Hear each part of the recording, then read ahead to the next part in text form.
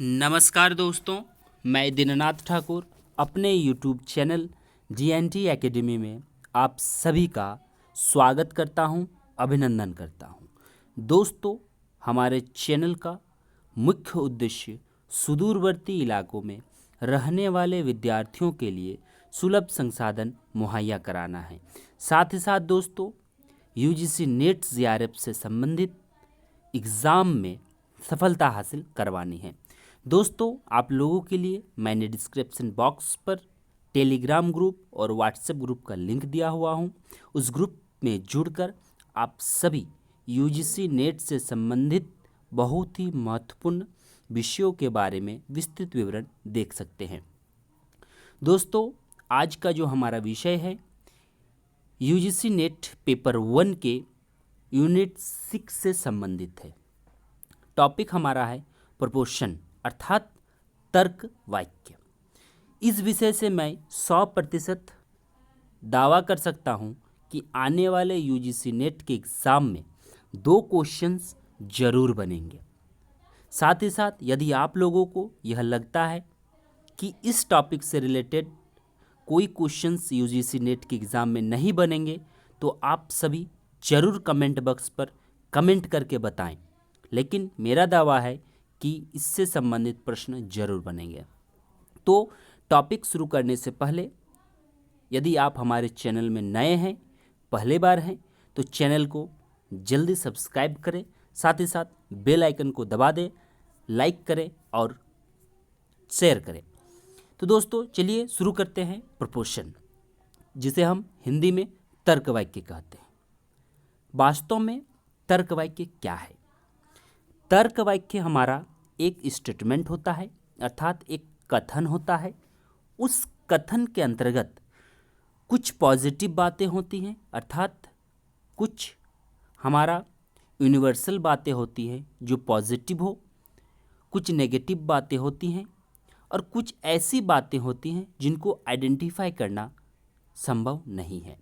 तो सबसे पहले जानते हैं कि व्हाट इज प्रोपोर्शन। तो a proportion is a categorized statement, अर्थात एक कैटेगराइज्ड स्टेटमेंट है, यह एक कथन है यह, जिसमें हमारा उस कथन के अंतर्गत कुछ आइडेंटिफायर होता है, कोपुला होता है, कुछ उसके अंतर्गत प्रेडिकेट होता है और यह जो स्टेटमेंट होता है तर्क पर आधारित होता है। इसके माध्यम से आप सभी देख सकते हैं, लेकिन मैं यह जरूर बताऊंगा कि यह जो हमारा विषय है वास्तविक रूप से यह विषय प्रैक्टिकली है, अर्थात इस विषय को जितने ज़्यादा प्रैक्टिस किया जाए उतनी ही ज़्यादा समझ में अधिक आएगी। तो उसी क्रम में मैंने आप लोगों के समक्ष इसको एक थ्योरी के माध्यम से लाने का कोशिश किया हूँ। यदि आप लोगों को समझ में आ रहा है तो ज़रूर कमेंट करें। तो चलिए, यहाँ पर प्रोपोर्शन को समझने के पहले हम लोगों को उसके क्लासिफिकेशन को देखना होगा।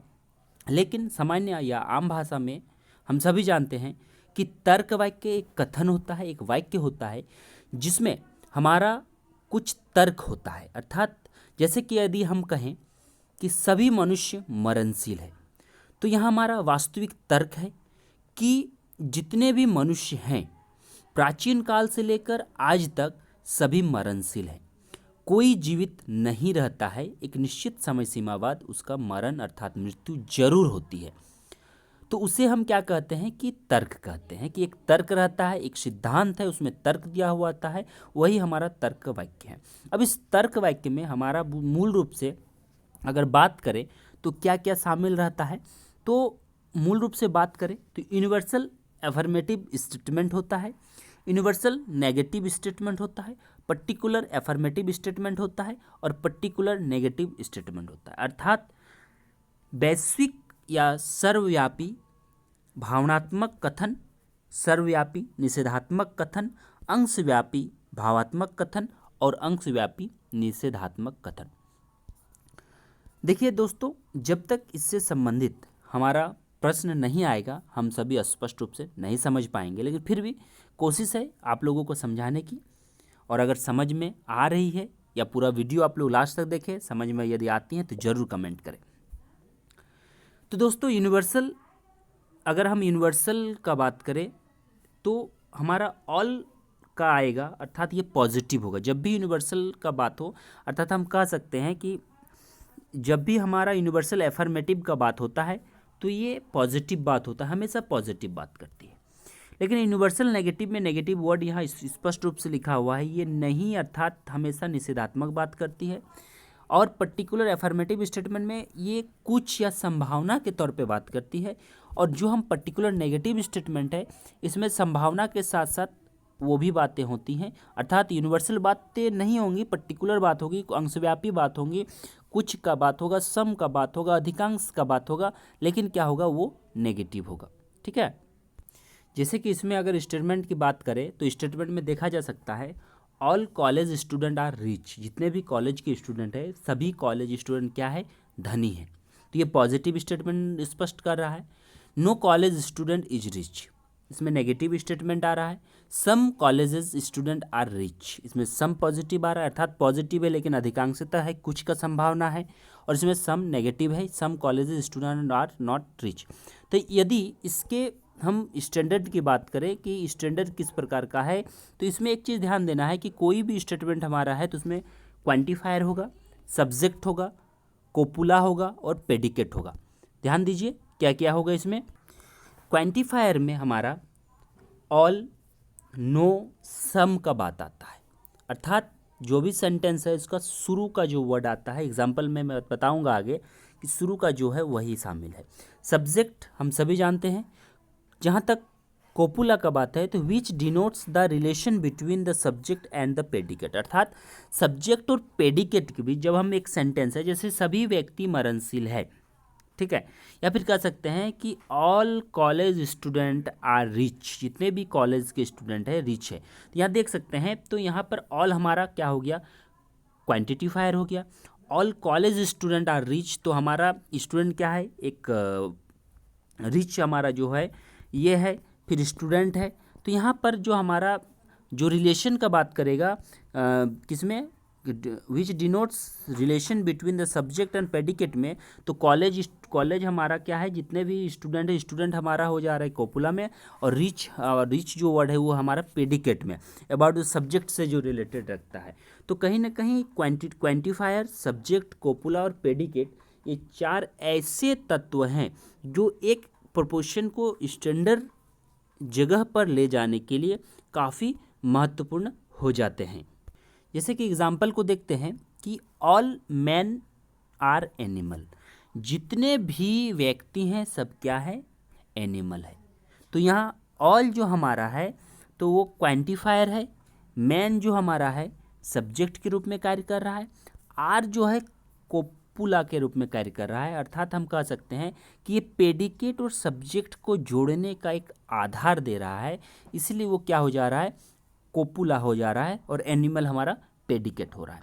अगर हम प्रोपोर्शन की स्टैंडर्ड के साथ साथ उसका पैटर्न की बात करें, जो स्ट्रक्चर है उसकी संरचना जो है उसका, तो उसको सामान्य तौर पर AEIO के रूप में हम लोग विभाजित करते हैं। अब ये AEIO क्या है, इसको देखते हैं। इसको डायग्राम के माध्यम से देखते हैं। हमारा AEIO, तो ए जो है हमेशा पॉजिटिव बात करेगा, ध्यान दीजिए, और यूनिवर्सल बात करेगा, अर्थात सर्वव्यापी जो सकारात्मक कथन है उसके बारे में ए बात करेगा। ई जो है यूनिवर्सल नेगेटिव स्टेटमेंट, अर्थात सर्वव्यापी हमारा नकारात्मक कथन के बारे में बात करता है। आई जो है हमारा, आई सम, अधिकांशतः, शायद ही, शायद जैसे कथनों के बारे में बात करता है लेकिन पॉजिटिव बात होगा। ओ जो हमारा है ये भी अधिकांशतः, कुछ, जैसे जिसमें संभावना व्यक्त की जाती है उसके बारे में बात करता है, लेकिन इसमें हमारा नेगेटिव स्टेटमेंट होता है। मतलब सभी, एक उदाहरण लेते हैं कि सभी व्यक्ति चोर हैं, ये हमारा सभी व्यक्ति चोर है, अर्थात यूनिवर्सल बात है कि जितने भी व्यक्ति है सभी क्या है, चोर है। ई में हो जाएगा सभी व्यक्ति चोर नहीं हैं। आई में हो जाएगा अधिकांशतः व्यक्ति चोर है, तो यहाँ संभावना हो रहा है। ओ में हो जाएगा अधिकांशतः व्यक्ति चोर नहीं है। तो कहीं ना कहीं स्टेटमेंट के माध्यम से समझ सकते हैं कि AEIO की क्या विशेषता है। तो AEIO की विशेषता को देखने से पहले इसके उदाहरण को पुनः एक बार देख लेते हैं और उसके बाद हम AEIO के रिलेशन के बारे में बात करेंगे और इसी AEIO के पैटर्न के संदर्भ में उदाहरण के माध्यम से UGC नेट प्रश्न पूछती है, तो इसको समझना काफ़ी जरूरी है। तो AE में एक उदाहरण है ऑल SRP। तो ऑल SRP कहने का मतलब है कि जितने भी S है सभी P है, तो पॉजिटिव स्टेटमेंट है और इसमें सभी का उल्लेख होता है और यूनिवर्सल बात होती है। फिर हमारा आता है E में नो SRP, यानी कि सभी SP नहीं हो सकते हैं, ये नेगेटिव बात हो रहा है। यहाँ सभी नहीं का उल्लेख होता है लेकिन ये नेगेटिव है और यूनिवर्सल है। I में होता है सम SRP, यानी कि शायद या कुछ का उल्लेख होता है। और O में सम SR नॉट P, शायद और कुछ नहीं का इसमें उल्लेख होता है। अब आते हैं हम रिलेशन के बारे में कि A का E के साथ कैसा रिलेशन है, A का I के साथ कैसा रिलेशन है, I का O के साथ कैसा है, A का O के साथ कैसा है। तो इसके रिलेशन को जानेंगे, लेकिन मैं यह कहूँगा कि आप सभी को कि इसके रिलेशन को अंग्रेजी माध्यम से ही याद रखें, क्योंकि एग्ज़ाम में अंग्रेजी और हिंदी दोनों प्रश्न रहते हैं। जहाँ तक हिंदी माध्यम से याद रखने की बात है तो यह थोड़ी असुविधाजनक है, क्योंकि हर बार प्रश्न जब बनाई जाती है तो इसके हिंदी का जो अर्थ है वो भिन्न भिन्न रूपों में प्रदर्शित किया जाता है, लेकिन अंग्रेजी का अर्थ को भिन्न भिन्न रूपों में प्रदर्शित करना संभव नहीं है। इसीलिए इसे क्या है कि वही रूपों में प्रदर्शित किया जाता है जो शुरुआती दौर से चला आ रहा है। तो ए और ई का जो रिलेशन, ए में ध्यान दीजिएगा कि इसमें सकारात्मक बात होगा और यूनिवर्सल, जबकि ई में हमारा क्या है कि सकारात्मक होगा लेकिन यूनिवर्सल भी होगा, लेकिन सकारात्मक नहीं नकारात्मक होगा। तो यहाँ पर हमारा उल्टा रिलेशन है, विपरीत संबंध है, तो इसको हम लोग अंग्रेजी में कॉन्ट्रेरी कहते हैं। ठीक है, कॉन्ट्रेरी, ए और ई का जो रिलेशन है उसे कॉन्ट्रेरी कहते हैं। आई और ओ का जो रिलेशन है ये सब कॉन्ट्रेरी कहते हैं। ए और आई का जो रिलेशन है ये सब अल्टर्न है, और ई और ओ का जो रिलेशन है सब अल्टर्न। लेकिन ए ओ और ई आई का रिलेशन, इसको बोलते हैं कॉन्ट्रडिक्टरी, अर्थात ये जो विकर्ण की बात जब तक आती है, जैसे कि सभी व्यक्ति चोर हैं, और एक स्टेटमेंट हमारा है कि कुछ व्यक्ति चोर नहीं है, तो हमारा ए और ओ का संबंध है, तो ये जो हमारा है कॉन्ट्रडिक्टरी होगा। तो ये जो विशेषता है इसको ध्यान देना है। तो ऐसे इसमें प्रश्न बनता है कि सभी व्यक्ति चोर है, इस कथन की विपरीत कथन क्या हो सकता है। तो सभी व्यक्ति चोर नहीं है, मैं दूसरे वीडियो में इससे संबंधित प्रश्न को लेकर आऊँगा जिसमें आप लोगों का कॉन्सेप्ट्स और क्लियर हो जाएंगे। तो चलिए आगे देखते हैं। ए ई में क्या होता है कि ए ई में दोनों कथन गलत हो सकते हैं लेकिन दोनों सही नहीं हो सकते। इससे प्रश्न पूछा गया है यूजीसी नेट विगत प्रश्न पत्रों के माध्यम से।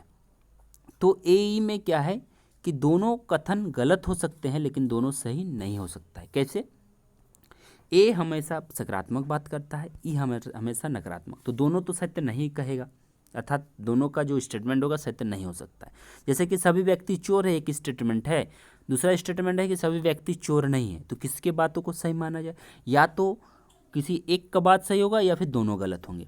तो वही चीज़ यहाँ पर है कि दोनों कथन गलत हो सकते हैं लेकिन दोनों सही नहीं हो सकते।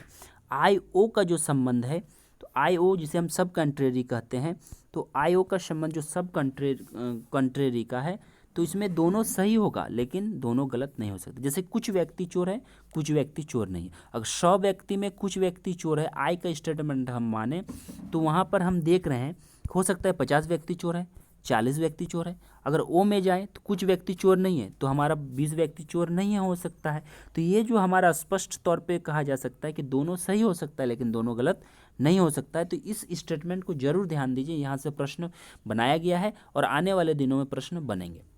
अब ए ओ और ई आई का बात करते हैं, तो विकर्ण का कथन होता है, लेकिन यहाँ पर शंकास्पद बात आता है। जैसे कि अगर हम कह रहे हैं कि सभी व्यक्ति चोर हैं, ध्यान दीजिए कि सभी व्यक्ति चोर हैं, जबकि ओ में कहा जा रहा है, ए में हमारा सभी व्यक्ति चोर हैं, ध्यान दीजिए, पुनः मैं बता रहा हूँ कि ए यदि कह रहा है सभी व्यक्ति चोर है और ओ यदि कह रहा है कि सभी व्यक्ति कुछ व्यक्ति चोर नहीं है, तो कहीं ना कहीं इसमें शंका वाली बात है।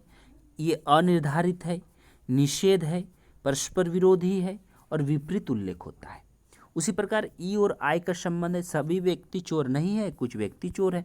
तो कहीं ना कहीं ये जो विकर्ण की बात आती है, इसमें स्टेटमेंट में आप सभी को पकड़ना पड़ेगा कि कहना क्या चाह रहा है क्वेश्चन से। तो उससे स्पष्ट होगा कि हमारा कॉन्ट्रडिक्टरी है, अर्थात अनिर्धारित है, शंकास्पद है, परस्पर विरोधी है या अनडिटरमाइंड है। तो इस जगह से प्रश्न बनाए जाते हैं, जिसको जरूर ध्यान दें आप लोग। साथ ही साथ कुछ कुछ प्रश्न इससे संबंधित हमारा इस टेबल के माध्यम से आता है, तो टेबल को भी ध्यान से देखें। और इससे संबंधित जब मैं प्रश्न लेकर आऊँगा तो ये संपूर्ण कॉन्सेप्ट्स आप लोगों का क्लियर हो जाएगा। और आशा करता हूँ कि आप लोगों को ये वीडियो अच्छा लगा है। साथ ही साथ आप लोग कमेंट करें और सब्सक्राइब जरूर करें, लाइक करें और अधिक से अधिक मात्रा में शेयर करें। धन्यवाद।